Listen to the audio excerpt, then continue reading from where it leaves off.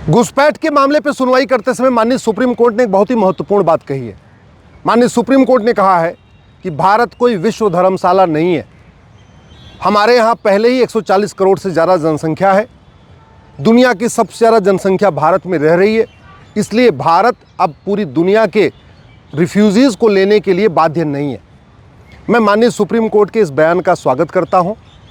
मैंने 2017 में जो PIL फाइल किया था उस समय कहा था कि 5 करोड़ पाकिस्तानी, अफ़गानिस्तानी, रोहिंग्या, बांग्लादेशी भारत में रह रहे हैं। ये आते हैं भारत के बॉर्डर पे 2000 रुपये दे के, अंदर आ जाते हैं, 2000 रुपये में आधार बनवा लेते हैं, 2000 रुपये में राशन कार्ड बनवा लेते हैं, 3000 रुपये दे के ड्राइविंग लाइसेंस बनवा लेते हैं, 2000 रुपये में बर्थ सर्टिफिकेट बनवा लेते हैं, फिर 2-3 हज़ार रुपये दे के डोमिसाइल सर्टिफिकेट बनवा लेते हैं।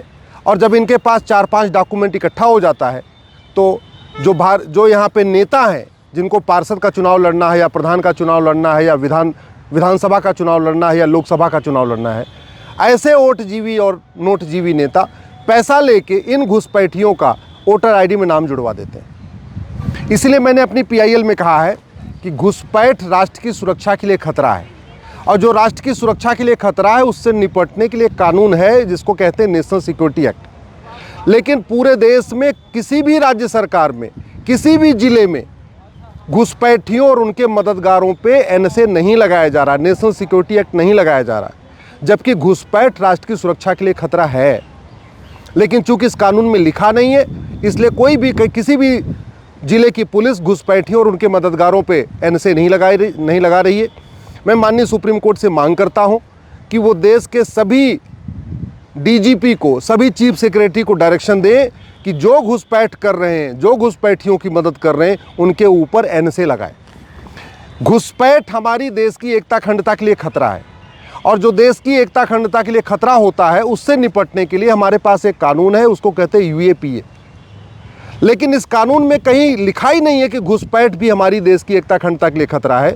इसलिए किसी भी राज्य सरकार की, किसी भी जिले की पुलिस घुसपैठियों और उनके मददगारों पे UAPA नहीं लगा रही है। घुसपैठ अपने आप में एक ऑर्गेनाइज क्राइम है, और ऑर्गेनाइज क्राइम से निपटने के लिए हर राज्य के पास अपना कानून है। जैसे ये महाराष्ट्र के पास मकोका है, गुजरात के पास गुजकोका है, UP के पास गैंगस्टर एक्ट है, कहीं गुंडा एक्ट है। सब अलग अलग राज्यों के पास अपना अलग अलग कानून है। इसके अलावा ये जो नई भारतीय न्याय संहिता बनी है, BNS जो नई बनी है, इसमें ऑर्गेनाइज क्राइम के लिए बाकायदा एक प्रावधान भी है। लेकिन भारत में कोई भी राज्य सरकार और किसी भी जिले की पुलिस घुसपैठियों और उनके मददगारों पे ऑर्गेनाइज क्राइम नहीं लगा रही है। इसी तरीके से घुसपैठ अपने आप में एक वेजिंग वॉर है। 5 करोड़ घुसपैठिए 2017 में आ गए थे। इस समय इनकी जनसंख्या 6 करोड़ हो चुकी है। हर साल ये बच्चा पैदा कर रहे हैं। एक घुसपैठियों के 12 बच्चे, 14 बच्चे, 16 बच्चे हो रहे। देश की राजधानी सबसे बड़े घुसपैठ की राजधानी बन चुकी है। इस समय अगर आप क्षेत्र के हिसाब से देखिए तो सबसे ज़्यादा घुसपैठी अगर किसी एक राज्य में है तो वो दिल्ली में है।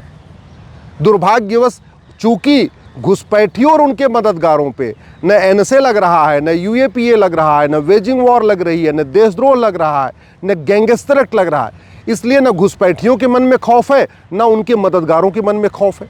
अभी भी धड़ाधड़ वो डॉक्यूमेंट बनवाते जा रहे हैं। इसलिए मैं माननीय सुप्रीम कोर्ट से मांग करता हूँ कि घुसपैठियों और उनके मददगारों के खिलाफ NSA, UAPA, वेजिंग वॉर, देशद्रोह, गैंगस्टर एक्ट लगाने का निर्देश दें।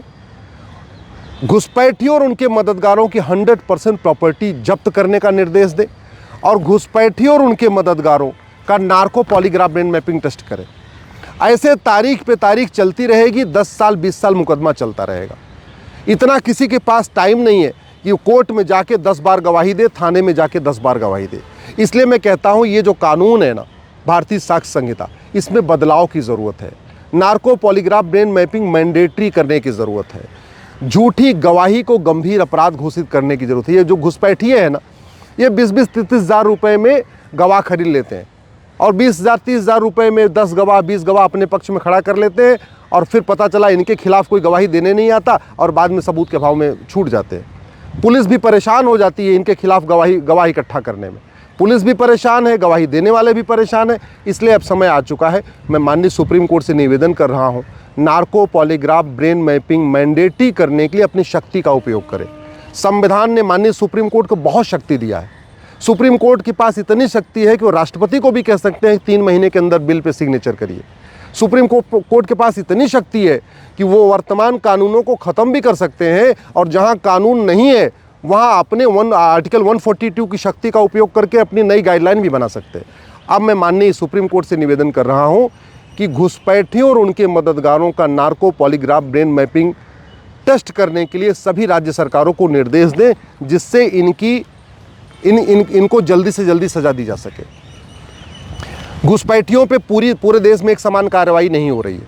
उसका कारण है 1861 का पुलिस एक्ट। ये इस पुलिस एक्ट के कारण पुलिस सत्ता की गुलाम बनी है। अब उत्तर प्रदेश में घुसपैठियों पे कार्रवाई हो रही है, मध्य प्रदेश में हो रही है, लेकिन बंगाल में नहीं हो रही है, केरल में नहीं हो रही है, तमिलनाडु में नहीं हो रही है, भारत के हिमाचल में इस समय नहीं हो रही है। डेमोग्राफी तेज़ी के साथ बदल रही है, फिर भी पुलिस हर जगह घुसपैठियों पे एक समान कार्रवाई नहीं कर रही है, क्योंकि ये 1861 का जो पुलिस एक्ट है, इसने पुलिस को सत्ता का गुलाम बना के रखा हुआ है। अब समय आ गया है, माननीय सुप्रीम कोर्ट पुलिस रिफॉर्म के ऊपर डिटेल्ड गाइडलाइन बनाए, एक नया पुलिस चार्टर लागू करने के लिए निर्देश दे। और माननीय सुप्रीम कोर्ट के पास इतनी शक्ति है कि जब तक सरकार नया कानून नहीं बनाती है, तब तक माननीय सुप्रीम कोर्ट पुलिस रिफॉर्म के लिए गाइडलाइन इशू कर सकते हैं, पुलिस चार्टर भी लागू कर सकते हैं। पुलिस की जांच मैंडेटरी हो, 3 महीने के अंदर हो, पूरी जांच कंप्लीट हो, उसके लिए दिशा निर्देश दे सकते हैं। और 3 महीने के अंदर पूरी जांच कंप्लीट हो सकती है अगर नार्को पॉलीग्राफ मैपिंग मैंडेटरी हो जाए। घुसपैठियों को बहुत बड़ी मात्रा में फंडिंग आ रही है विदेशों से, और वो आ रही है FCRA के ज़रिए। ऐसे भारत में बहुत सारे NGO खुले हुए हैं जिनका काम ही है घुसपैठियों को लाना, घुसपैठियों को बसाना, और उनको अरब से, दुबई से, बहरीन से, अबू धाबी से, कतर से, ऐसे दुनिया के अनेक देशों से बड़ी फंडिंग आ रही है। तो इसलिए इस FCRA को ख़त्म करना ज़रूरी है। ये काम सरकार कर सकती है। मैं सरकार से रिक्वेस्ट करता हूँ, घुसपैठियों के मददगारों को बहुत बड़ी मात्रा में फंडिंग हवाला के ज़रिए आ रही है, और हवाला जो कारोबार चल रहा है, इसका मूल कारण है घटिया कानून। घुसपैठियों और उनके मददगारों को बहुत बड़ी काले धन से फंडिंग हो रही है, और ये जो काला कारोबार चल रहा है, जो काला धन इकट्ठा हो रहा है, उसका मूल कारण है घटिया कानून। घुसपैठियों के मददगारों को बेनामी लेन देन खूब वो कर रहे हैं, उनको खूब जो है बेनामी पैसा आ रहा है, बेनामी उनको प्रॉपर्टी मिल रही है, बेनामी तरीके से उनको चीज़ें दी जाती है, वो उसका ये मूल कारण है ये घटिया कानून। इसी तरीके से भारत में जो ड्रग का कारोबार चल रहा है, इस ड्रग के कारोबार में 19% मार्जिन होती है, 10% लागत आती है ड्रग को बनाने में और बेचने में, बाकी 90% उसमें फ़ायदा होता है। यानी अगर कोई ड्रग 10 रुपये में बन के बिक जाती है तो 100 रुपये में आराम से 10 रुपये में बन जाती है तो 100 रुपये में बिकती है, 90% की मार्जिन है। और ये जो ड्रग का पैसा है, ये पूरा का पूरा घुसपैठियों को लाने में, घुसपैठियों को बसाने में, घुसपैठियों का डॉक्यूमेंट बनवाने में, घुसपैठियों को वोटर ID बनवाने में खर्च किया जा रहा है। इसलिए मैं सरकार से निवेदन कर रहा हूँ, इस कानून को बदलें। ये जो भारत में ड्रग का कारोबार है, इसको रोकने के लिए कार्रवाई करें। और एक जो सबसे आवश्यक है, ये जो सिटीजनशिप एक्ट बना है, इसका कभी उपयोग हो ही नहीं रहा है। 75 साल बीत चुके हैं, 6 करोड़ घुसपैठिए भारत में बैठे हुए हैं। इन घुसपैठियों के लाखों मददगार भारत में बैठे हुए। आज तक किसी घुसपैठिए के मददगार की नागरिकता खत्म नहीं हुई। सब मदद कर रहे हैं, घुसपैठियों की मदद पार्षद भी कर रहे हैं, घुसपैठियों की मदद प्रधान भी कर रहे हैं, लेखपाल भी घुसपैठियों की मदद करते हैं, आधार बनाने वाले भी घुसपैठियों की मदद करते हैं, नगर निगम के बाबू घुसपैठियों की मदद करते हैं, RTO ऑफिस के दलाल घुसपैठियों की मदद करते हैं।